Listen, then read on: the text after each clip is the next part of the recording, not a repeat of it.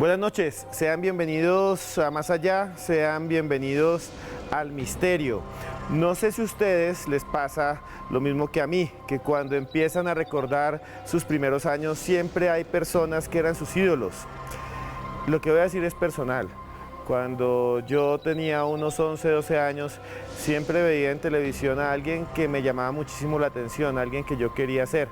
Era un periodista que buscaba en Colombia los misterios, que buscaba pirámides donde simplemente otros veían montañas, que se metió en las ruinas de antiguos castillos y fortalezas españolas para develar lo que había bajo sus túneles.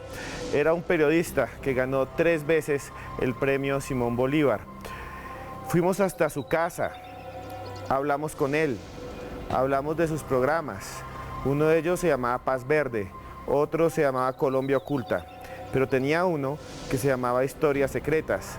En él hacía lo que hacemos hoy en Más Allá, buscar en los misterios que nos rodean, en el mundo de lo paranormal, en el mundo de la arqueología imposible.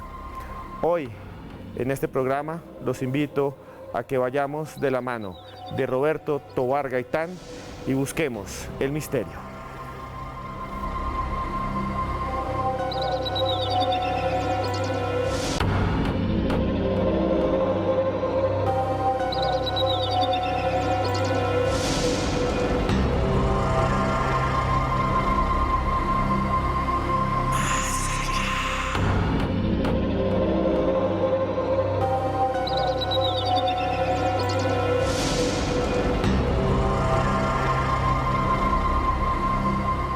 Estamos aquí en la casa de don Roberto Tovar Gaitán, que amablemente nos ha abierto las puertas. Para mí es un honor. Cuando yo era niño veía Paz Verde, veía Colombia Oculta, veía Historias Secretas, los primeros programas de lo que podemos llamar el periodismo de misterio colombiano, los primeros investigadores que buscaron los enigmas de este país. Y estamos junto a él para recordar esos momentos. Don Roberto, gracias por estar en Más Allá. No, con mucho gusto, bienvenidos. Don Roberto, ¿cómo comenzó esa idea de buscar estos enigmas? ¿Por qué venir, por ejemplo, a lugares como Guatavita, Tabio, ir a buscar entre las antiguas construcciones españolas? ¿Qué es lo que lo llevó a usted a buscar el misterio? Eso se divide en 2 partes. Una, que por alguna extraña razón toda la vida la gente se me ha arrimado para contarme cosas raras que les suceden, cosas que no tienen nada normal. No vienen muchas veces buscando consejo o no vienen a pedir ayuda ni nada, sino solo contar. Y yo me di cuenta de que faltaba un nicho en el periodismo de esa época, faltaba un nicho que acogiera los testimonios o las vivencias de muchas personas que decían que algo ocurría pero no podían explicarlo. Llámese paranormal, llámese fenómeno ovni, religioso, ese tipo de cosas. Entonces abrí un canal para escuchar y me convertí simplemente en un contador de historias, en replicar lo que la gente me cuenta. Lo de los túneles y las minas es a raíz de don Antonio Gemae, mi abuelo putativo, que de muy pequeño yo lo acompañaba, él ya era muy viejito, entonces el único tonto que había para acompañarlo en sus correrías era yo. Y él tenía sus misterios y sus cosas raras, entonces me llevó una noche a Guatavita y vimos el pocotón de luces y ese tipo de cosas. Un Viernes Santo por la noche me llevó a San Agustín y allá hablaba con varios arqueólogos, me llevó a... En Cartagena me contaba historias de Cartagena, me contaba de túneles, de riquezas, entonces orienté un poquito de eso. Lo otro fue por casualidad, ¿no? Yo llego a los 17 años y me encuentro con una fortaleza española, caminando solo por la montaña. A mí me llamaban Cuzumbo solo porque... El cuzumbo es un animal. Sí, es un animal que anda solo. Sí. En realidad eso era como lo que hoy llaman síndrome de Asperger. Sí, que es como estar un poco aislado, pero con mucha inteligencia o mucha creatividad. Y yo andando por la montaña me encontré eso, me paré frente a esa muralla que había. Y ya eran las 5 de la tarde, estaba muy oscuro, había arañas, culebras, de todo eso, tenía que salir de esa selva rápido. Y entonces me volteé y le dije a la muralla, yo vuelvo, pero vuelvo con televisión. ¿Por qué lo dije? No tengo ni idea. Pasaron 20, 30 años creo y volví con Y televisión. don Roberto, esa muralla que usted se encontró entre la selva era como algo inexplorado, una ciudad perdida. Digamos que pocas personas la conocían. Y en Colombia tenemos muchas cosas así que la gente no conoce, que son sorprendentes. Y usted durante muchos años se dedicó a sacarlas a la luz. Y yo creo que usted nos está hablando de la ciudad perdida de Falan. Sí. ¿Qué es la ciudad perdida de Falan? ¿Dónde queda? ¿Cómo la descubrió después? ¿Cómo la redescubrió? La ciudad perdida de Falan es en realidad el centro minero más grande de la colonia española en América. Tenía unas minas de plata y oro, principalmente plata, y era tan productiva como las minas de Potosí en Bolivia, que son las más productivas del mundo en plata. Los españoles llegan y le cuentan a los indígenas que hay riqueza, les ven los adornos de plata. La plata era muy importante antiguamente, tan importante como el oro, porque se hacían los cubiertos, se hacían muchas cosas de plata. Y encuentran las vetas de plata a flor de tierra. Entonces comienzan a fortificar toda esa zona, comienzan a construir túneles para transportar la riqueza y quedan todas esas murallas y esas construcciones. Vamos a ver estas imágenes de 1987, cuando una de las ciudades perdidas que quedaron aquí en Colombia después de la colonia fue redescubierta por el programa de don Roberto Tovar, y también vean las imágenes del 2007 cuando usted regresó a esta ciudad. 2017. 2017, cuando usted regresó a esta ciudad. Después de una exhaustiva investigación, realizó el descubrimiento de una ciudadela española a la cual se había tragado la selva. Y este fortín que ustedes ven es apenas una pequeña parte de lo que es la historia, de una historia que está perdida entre montes y selvas. Es muy pequeño para que sirviera de camino. Abandonamos el lugar, tomamos río arriba y al tratar de abrir camino, la montaña nos depara una sorpresa. Un túnel, un pasadizo de la historia. Solo cabe una persona. Por aquí no ha pasado el tiempo y se encuentra tal y cual lo abandonaron. Y hoy, donde antes había selva impenetrable, encontramos una vía de fácil acceso que se abre a la naturaleza y a la historia.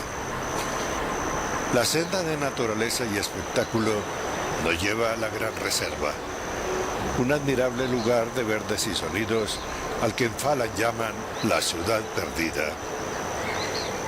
El sendero de ecoturismo nos introduce en los tiempos de la España colonial, cuando aquí se explotaban fabulosas minas de oro y plata.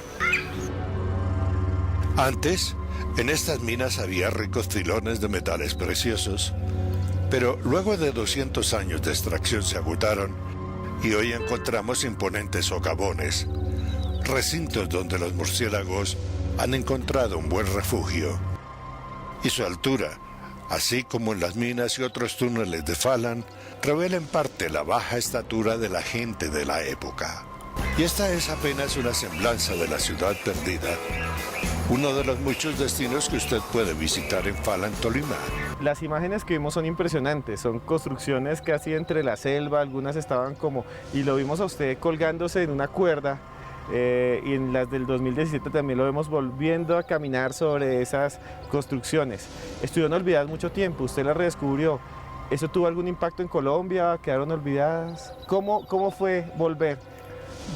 Nosotros regresamos, o regreso, las vuelvo a encontrar porque el tiempo, espacio se pierde, cambia de joven a adulto, cambia mucho.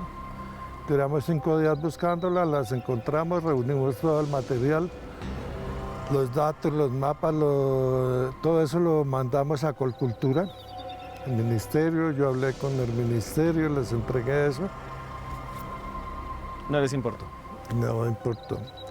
Después pasaron las alcaldías, una chimenea que era el símbolo de Falan, que era altísima, y que estaba en el principal horno de La Plata, en esa zona, se cayó, no importó. Y solo hasta ahora, cuando vino la crisis del café, que el cambio climático les transformó la agricultura y tuvieron que recurrir al cacao porque el café ya no se da en esa zona. Entonces se dan cuenta de que necesitan unos ingresos más para el pueblo y comienza una labor de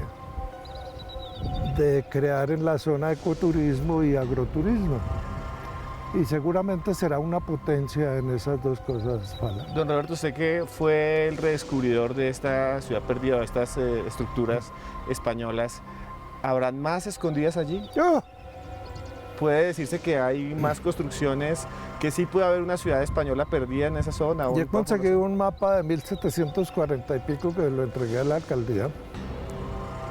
Y lo que hay en el mapa de construcciones, lo que descubrimos nosotros no es ni el 10% de lo que hay en el mapa de construcciones y de riqueza arquitectónica de la época.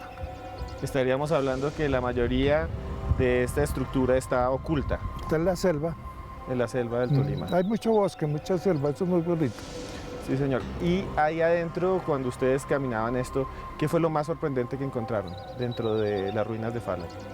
Dentro de los túneles, las minas, lo que pasa es que a mí no me aterra el túnel, ¿no?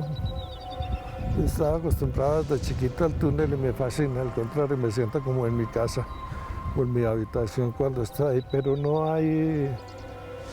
Es la labor de la gente, ¿no? Abrir solo con cincel y mazo unos túneles que tienen varios kilómetros de largo y sacar todo eso. Y ahora hablemos un poco de esos túneles, hacia dónde van.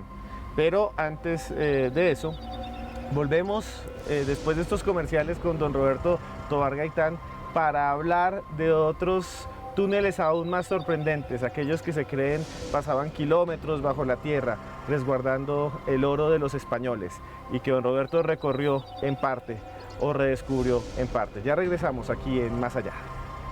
Regresamos a Más Allá y estamos en este recorrido mágico por todas las investigaciones de, yo creo, el padre del periodismo de misterio en Colombia, que es don Roberto Tovar Gaitán, que nos abrió su casa.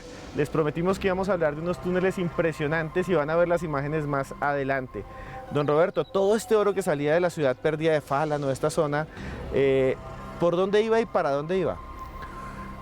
Toda esa riqueza fabulosa, hubo un señor que tenía una encomienda ahí en Mariquita, que era la cabecera de la minería. Quería casarse con la hija del gobernador de Santa Marta y como dote o como regalo al gobernador le mandó una cadena de 20 metros hecha en plata pura. 20 metros Sí. de plata, Eso es impresionante. Era asquerosa la cantidad de riqueza que había ahí. ¿sí? Claro. Y hubo mucha gente. Con el terremoto, pues Honda se perdió el valor que tenía porque tenía mucha riqueza. Esos túneles de Fala cogían la riqueza, los españoles tenían miedo de los ingleses, de invasión inglesa. Los túneles los construyen, sacan parte de la riqueza por túneles por la montaña, van hacia Mariquita, en Mariquita llegan a la Casa de la Moneda, que todavía existe. Allá los acuñan, o sea, le ponen la marca real, el número a los lingotes o a las monedas, y de ahí lo trasteaban a Honda, por debajo de un sitio que se llama la Meseta de Palacio. Y eso es lo que es muy interesante, que usted encuentra más o menos un túnel que llega hasta ahí. Sí, el túnel sale de la Casa de la Moneda, va por superficie, pero llegando a la base de la Meseta de Palacio, que es una serranía así larga que va derecho a Honda, se desaparece, está la entrada, pero no hay nada. Llegamos a Honda, comenzamos a investigar y encontramos sí, el túnel. Cuando construyeron la carretera La Dorada Honda, tumbaron parte del túnel, pero por fortuna encontramos muy derruido, muy desgastado. El túnel todavía existe. Eso sí es increíble, o sea, ustedes lo encontraron. Durante muchos años se hablaba de que era un mito, que ese túnel era una historia, una leyenda, pero ustedes llegaron hasta allá y encontraron Sí, las ruinas del túnel, sí, o sea que sí existió. Entramos y en realidad entramos como unos 800 metros, pero ya se ponía muy peligroso y tuvimos que salir. Yo volví en el 2010 y está igual, está intacto tal como estaba. Está ahí a orilla de la carretera. La ruta del oro, usted no solo encontró estos túneles, sino que encontró el puerto colonial por donde los españoles sacan el oro, que está hasta el día de hoy abandonado y desaparecido. ¿De qué se trata ese descubrimiento? No, nosotros llegamos, el túnel llegaba a orillas del río Magdalena siguiendo la pista. Y un pescador nos dijo, allá al otro lado hay unas murallas. Pasamos en la canoa y llegamos y encontramos el puerto original de Gallote. No existía en la historia, pero nadie sabía dónde estaba, en un sector supremamente selvático, que lo pueden ver ahí en las imágenes. Estaba totalmente abandonado, la construcción, como era el muelle. Primero el muelle del río Magdalena era tan alto que primero el muelle estaba aquí, pasaron los años, el segundo muelle estaba aquí y el tercer muelle está casi donde estamos hoy, porque el río Magdalena fue bajando de nivel. Encontramos ese túnel y de ahí para allá sigue Cartagena. Bueno, veamos imágenes sobre este descubrimiento y sobre el túnel que nos contaba Roberto en Onda. A continuación aquí en Más Allá.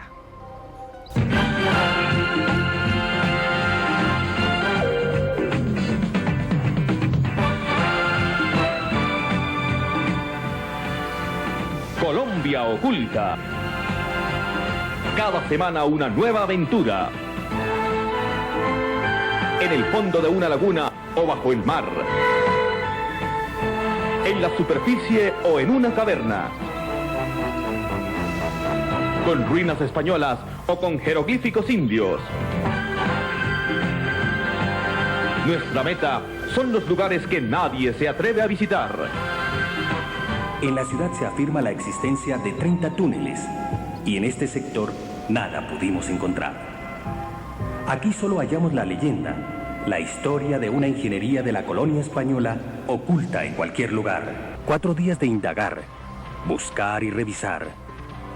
En el sector urbano de Onda no encontramos túneles y si los hay, seguramente los cubrió el progreso. Ahora vamos a cumplir una cita especial. Es difícil filmar aquí dentro, pero la primera observación es que el hueco no es natural. Fue hecho con herramientas, no es reciente. Al contrario, es muy viejo. A los 10 metros se derrumba. Arena y roca nos cierran el paso a la historia. No hay manera de determinar exactamente a dónde va ni cuál era su fin. No entendemos para qué lo hacían en medio de un precipicio, ni por qué extraña razón alguien alguna vez se dedicó a abrir este hueco. Después de ver todos estos descubrimientos, usted llega a Cartagena, va a estos fuertes coloniales que después de la independencia muchos quedaron abandonados y entra en esos túneles como nunca nadie había entrado y descubre un montón de cosas. ¿Qué encontró y a dónde fue y por qué se internó en los túneles de estas fortalezas en Cartagena? Yo estaba en la Escuela Naval de Cadetes. El primer año nos llevaron de paseo para conocer Cartagena, a todos los que éramos reclutas de la escuela. Y nos llevaron al fuerte de San Felipe. En San Felipe de Barajas nos metieron por los túneles y llegamos a un punto donde había agua y el guía nos dijo, de ahí para allá no sigue nadie, eso sigue para Tierra Bomba. Y sigue, era por donde sacaban el oro los españoles y yo me quedé con la duda, me quedé picado. Pues, claro. Así. Pasaron los años, terminé de hacer Onda, me fui a Cartagena, recordando las historias del abuelo, y en Cartagena entramos a San Felipe, contratamos un guía, entró el equipo de televisión, ¡ay, qué tan bonito! No sé qué, disimulamos, hasta que llegamos al túnel. Cuando llegamos al túnel yo no le dije nada al guía, sino le dije al camarógrafo, vamos para adentro. ¿Y qué dijo el camarógrafo? ¿Estaba asustado? Estaba estrenando zapatos. Pero yo como voy atrás, estoy estrenando zapatos, vamos para adentro. El agua pues estaba ahí superficial, fuimos entrando, el agua fue subiendo, subiendo. ¿Y hasta dónde vamos? Vamos hasta donde... Hasta donde pueda. Pueda sostener la cámara. en la casetera y nos devolvemos. Pero a medida que avanzamos, el agua ya nos daba por acá, fue bajando, bajando, bajando de nivel y el túnel fue a salir a un costado de San Felipe de Barajas, donde hoy en día hay un teatro. Ese túnel lo tenían como ruta de escape, no era ruta de transportar oro ni nada, sino ruta de escape. Ellos llenaban los túneles de pólvora, si llegaban los ingleses, explotaban el castillo y ellos se evacuaban por un costado del castillo. Después me fui a Tierra Bomba, Boca Chica, que decían que los túneles, y efectivamente sí hay un túnel entre lo que es el fuerte de San Fernando y una cosa que estaba muy olvidada, que se llama el fuerte de Ángel San Rafael. Sí, señor. Eso no lo conocía nadie, se había perdido. Encontramos el túnel de San Fernando, en el Bastión de la Reina. Entramos por ese túnel, pero se interrumpe, fuimos al fuerte Ángel San Rafael, totalmente destruido, encontramos una boca y dentro de esa boca estaban todos los murciélagos de Colombia, ¿no? Sí, yo he visto, impresionante la cantidad de murciélagos que hay. Nunca en mi vida había visto tanto murciélago. Descubrimos eso, reunimos toda la información, los papeles, los mapas, la investigación, lo entregamos al Ministerio de Cultura y desapareció por mucho tiempo.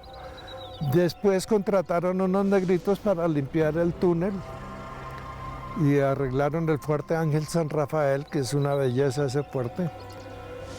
Se presentaron problemas porque dentro de los túneles, si no se tiene cuidado, hay una clase de hongo que afecta a los pulmones de las personas.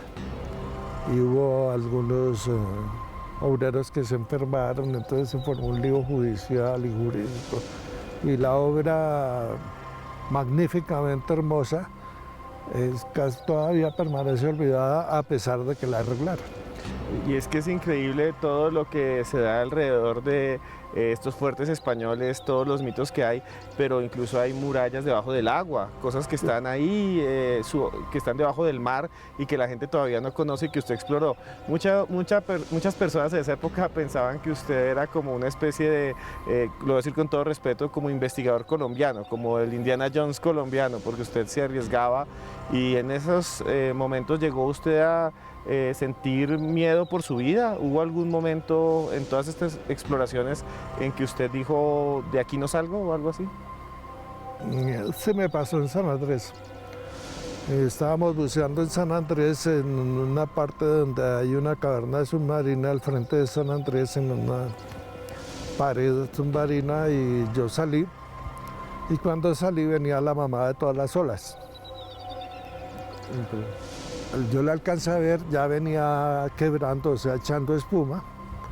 Me fui hacia abajo a agarrarme de algo y no pude, y la ola me golpeó contra la pared y perdí el conocimiento. Después me desperté encima del arrecife y de ahí me sacaron y me llevaron al hospital. Pero miedo... Nunca. No, yo creo que la muerte no produce miedo, ¿no? ¿A qué le tiene miedo, don Roberto? ¿Yo? Sí. Esa es una confesión. No la dijo. No la dice. Pero lo que sí les vamos a decir a ustedes es que después de comerciales vamos a ver qué ha encontrado don Roberto Tovar Gaitán en San Andrés. ¿Qué encontró? Vamos a hablar de un tema que, como don Roberto sabe, a mí me gusta, de vestigios nazis en Colombia. Ya volvemos en Más Allá. Continuamos en Más Allá, en este programa especial en el que hemos salido de Bogotá, salido del estudio por ustedes, que nos comentan con el numeral de hoy, que es Colombia Oculta Más Allá, que es el nombre del programa que tenía don Roberto Tovar Gaitán, uno de tantos, Colombia Oculta. Pueden ver información sobre él en su página de internet www.robertotovargaitán.org o en su canal de YouTube, que es Roberto Tovar Gaitán. Bueno, continuamos con estos temas tan interesantes. Bueno, don Roberto, nos habíamos quedado en San Andrés. Usted casi muere allí en San Andrés, le dio una ola gigante y quedó tirado encima de un arrecife, pero usted también ha ido a San Andrés a buscar algo que es todavía más impactante, a Providencia, algo que tiene que ver con la historia incluso del mundo y que podría reescribir la historia de la Segunda Guerra Mundial. ¿De qué se trata? ¿Qué fue lo que encontró en Providencia? Volvimos a Providencia, ya sea para audiovisuales, un programa que se llamaba Historias del Mar. Y fuimos a grabar en Providencia y hay un sitio que se llama El Planchón. En ese momento yo no conocía la historia ni nada, bajamos, hicimos la grabación, hicimos 3 inmersiones muy profundo. Y en la última inmersión yo me di cuenta que debajo del planchón, el planchón estaba aquí, lo hundieron, se volteó y cayó boca arriba al fondo. Pero entonces me di cuenta que debajo del planchón había un submarino. Un submarino. Sí. ¿Le alcanzaba a ver? Hay un submarino ahí tapado así, solo le sale la cola. Y mirando las fotografías es exactamente un submarino que también está Como volteado. volteado. Hablo con alguien de San Andrés y me dice sí que los viejos, que no conocían mucho la historia porque la historia se perdió, pero que los viejos una vez terminó la Segunda Guerra Mundial fueron al planchón y lo hundieron. Pero esa historia no es cierta. Porque lo abrieron por debajo.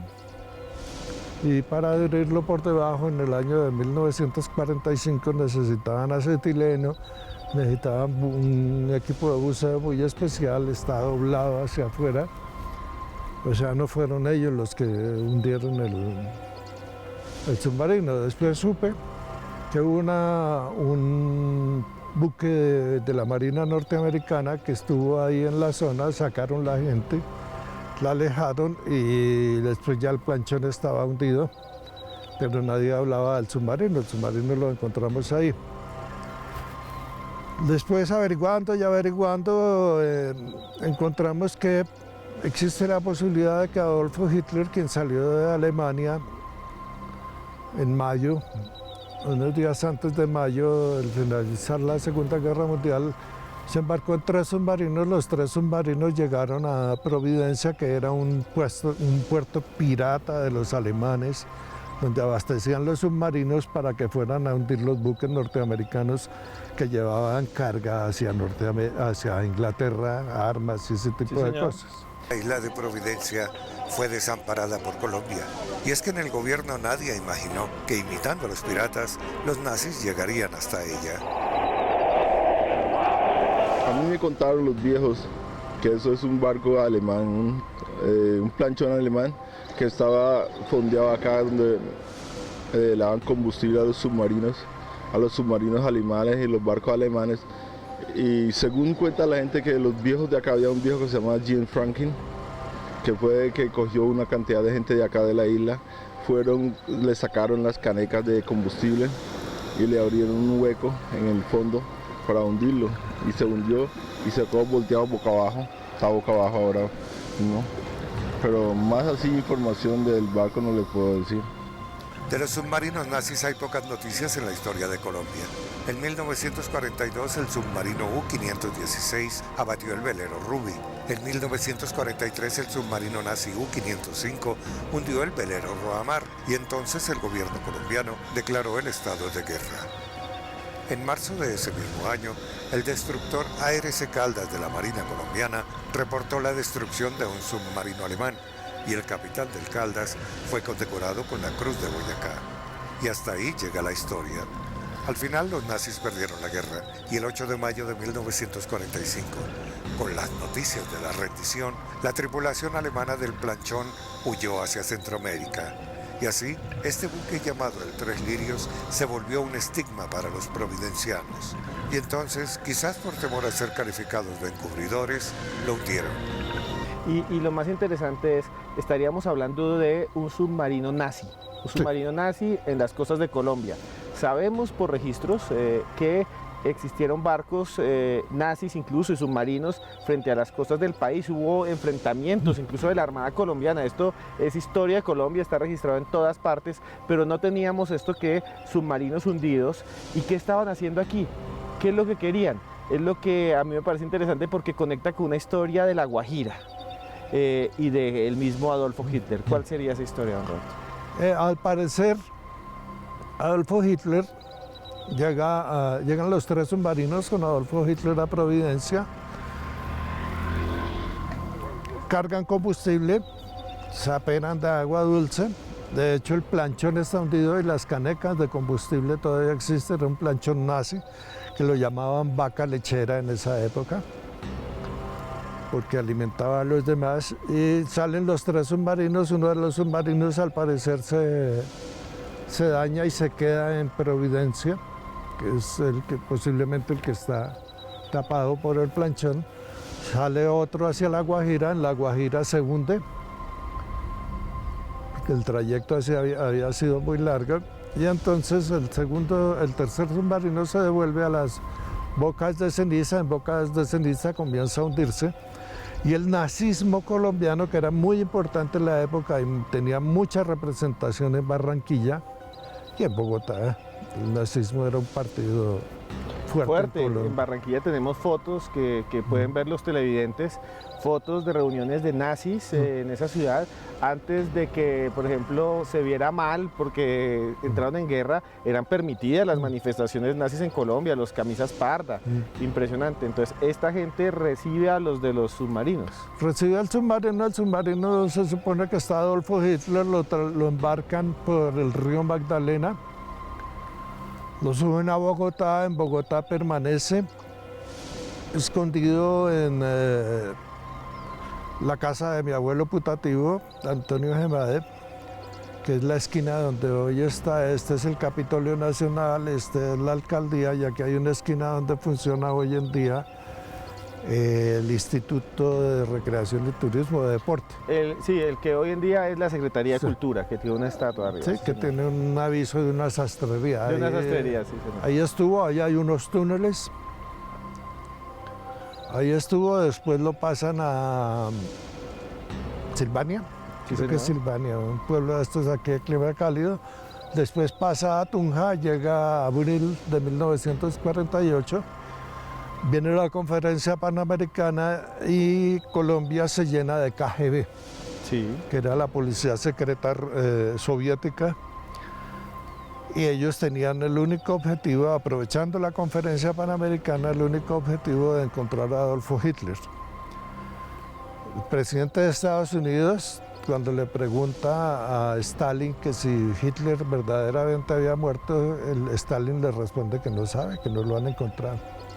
El caso es que viene el 9 de abril, necesitan sacar a Adolfo Hitler de acá. Los rusos lo querían a toda costa porque había matado varios millones de soviéticos. Y la prueba es que estaba Fidel Castro y había otros personajes. No tienen manera de sacar a Adolfo Hitler. Y el run, lo que hay, que no hay pruebas, no hay nada que lo ratifique, es que a Jorge Eliezer Gaitán, que a propósito es familiar, Jorge Eliezer Gaitán lo matan. Esta es una historia de familia. Lo matan con el objeto de crear una revolución en Bogotá y poder sacar a Adolfo Hitler de Bogotá. Adolfo Hitler lo llevan hacia el lado de Mosquera y sale en un avión Catalina, o sea, esos que van por el agua, desde Mosquera con rumbo sur.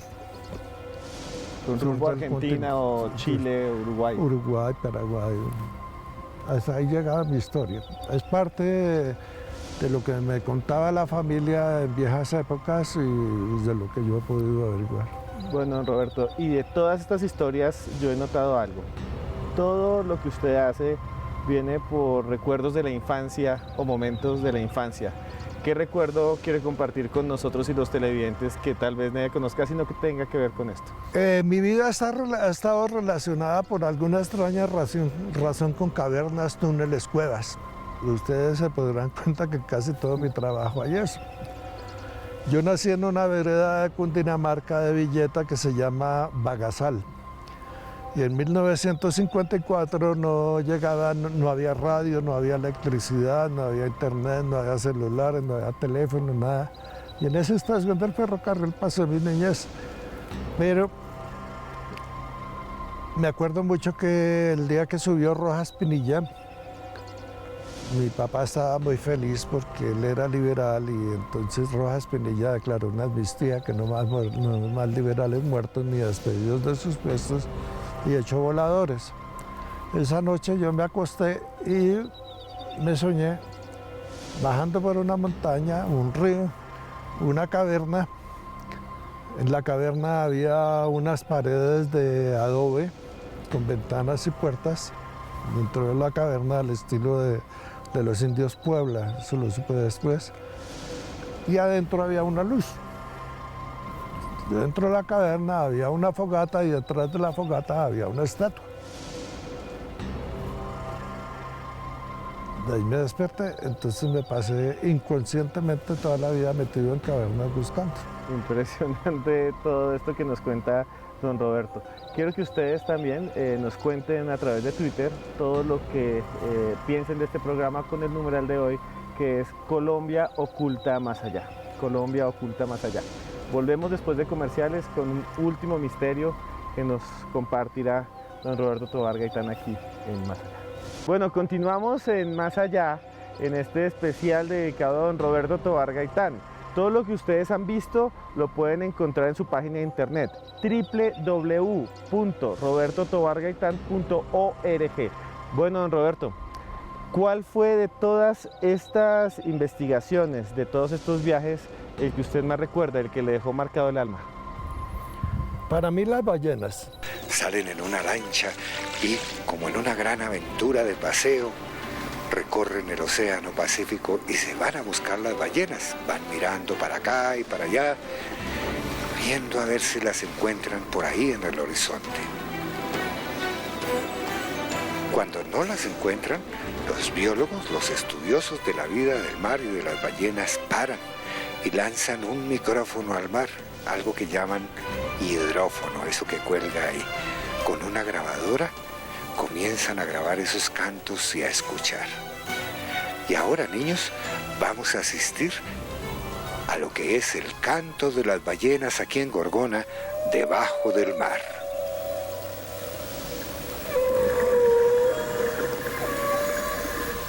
Miren la piel que tiene, da unos tonos azulados como el mar. Esa es la aleta de atrás y la cola grandísima. ¿Cómo fue ese encuentro con las ballenas? ¿Hasta dónde fue a buscarlas? Yo estaba en la escuela naval, me echaron a los 6 meses por buena persona. Y salí y me asocié con un amigo, colocamos un buque de cabotaje, o sea, para transportar carga, en Buenaventura, en un sector llamado La Bocana, y cargábamos plátano de Bocas del Charambirá a Buenaventura y madera, y transportábamos coco de Gorgona, la isla Prisión, a Buenaventura. Y en uno de esos viajes yo vi una ballena. Nos saltó una ballena al lado y las otras resoplaron, pero en Colombia nadie tenía ni idea de que había ballenas. Para nosotros fue un espectáculo. Pasaron los años, después en la Tadeo Lozano, una amiga, bióloga marina, me muestra una fotografía que tomó al lado de Gorgona de una cola de ballena, y yo voy, tomo la foto, me la presta, voy donde el director del Noticiero Nacional y le digo, mire, yo quiero hacer en esa nota. Me va, usted siempre con sus pendejadas, que va a haber ballenas en Colombia, siempre se inventa cosas. Fui donde el otro director, que en esa época eran Gabriel Ortiz y Javier Ayala, y ninguno me creyó de que las ballenas existían. Entonces yo dirigía un programa que se llamaba Telecampo, programa una ida a Palmira, pero la ida a Palmira fue a Gorgona. Y llegamos a Gorgona volados, escapados, y primer día nada, segundo día nada, tercer día nada. Quinto día aparecen todas las ballenas del planeta Tierra al lado de nosotros, grabamos, regresamos a Bogotá. En Bogotá descubrieron de que yo había alquilado lancha a nombre del noticiero, que había cambiado pasajes, que había cambiado todo y estaba echado. Sin embargo, entro y Daniel Coronel le pregunta, era el jefe de redacción, le pregunta al camarógrafo cómo le fue. Yo, no, hay unas ballenas. Entonces Daniel Coronel coge el cassette, muestra a ver y la ve. Y está yo estoy haciendo la presentación y la ballena está saltando al lado mío, el noticiero nacional con las ballenas en Gorgona. Y bueno, se armó el lío. Y lo volvieron a contratar. Y yo ya estaba en la carrera séptima esperando taxi cuando llegó el director corriendo. Vamos a la casa, vamos a Bayamonte. Me dieron 13 minutos. 13 minutos de un noticiero que eso era histórico. Sí. Salió la nota, los teléfonos se alarmaron, otra vez al otro día más ballenas. Me dieron 2 premios de periodismo Simón Bolívar, que hasta ahora creo que nadie ha ganado 2 Simón Bolívar en la misma edición. En la misma edición. Y pues fue un trabajo duro, de mucho susto, miedo, estaba echado. Yo sabía que estaba echado. Riesgo total, fue un riesgo laboral, riesgo físico. Riesgo... De todo, porque era una volada peculada, será por apropiación. Don Roberto, y aparte de esta historia fabulosa de las ballenas, volviendo al misterio, a lo paranormal, ¿cuál es esa investigación suya que lo sigue persiguiendo y que todavía usted dice, esto es increíble? Neshkin. ¿Y eso qué es? 1954, tengo 4 años de edad, sueño con una caverna y una estatua. Pasan los años, ingreso al periodismo. 1977 era el único periodista que tenía en esa época una cámara de reflex. Escribía ya para cromos, pero seguía trabajando en los museos. Y un amigo del Instituto Colombiano de Antropología me dice que si le tomo unas fotos, que es urgente, que no te consigo una cámara. Yo voy, al lado del planetario hay unas torres que se llaman las torres del parque, sí señor, sí. Ahí subimos a un piso, entramos ahí y nos reciben unos gringos con peinada peluqueada chuler, que se llamaba en esa época, gafas Ray-Ban, todos altotes, monos, hablan en inglés con el señor, sacan unas maletas de aluminio, que en esa época eso era rarísimo, sí. Y destapan y sacan unas estatuillas y yo le tomo la foto de la estatuilla a toda carrera. El señor, el antropólogo se va, nos despedimos. Y nunca fue por las fotos. ¿No volvió? No, y él había acabado de pagarme, que eran 25.000 pesos de la época, que era mucho. Bastante. Entonces yo fui al Instituto Colombiano de Antropología a buscarlo. Me dijeron, no señor, él ya no trabaja aquí. ¿De dónde lo consigo? No, él está en la NASA. ¿En la NASA? Sí. ¿En Estados Unidos? Sí. Ah, bueno, se perdió la plática. Guardo las tales transparencias en una caja, pasan los años y comienzo a... La idea del portal tiene 15 años, hace 15 años comienzo a organizar material y de esta pues saco las transparencias y entonces me pongo a mirarlas, ¿y esto qué es? Y se me devuelve la película y comienzo a recordar historias de todo lo que hice a lo largo de 30 años, gente que me contó cosas, cada vez unas cosas raras, construcciones.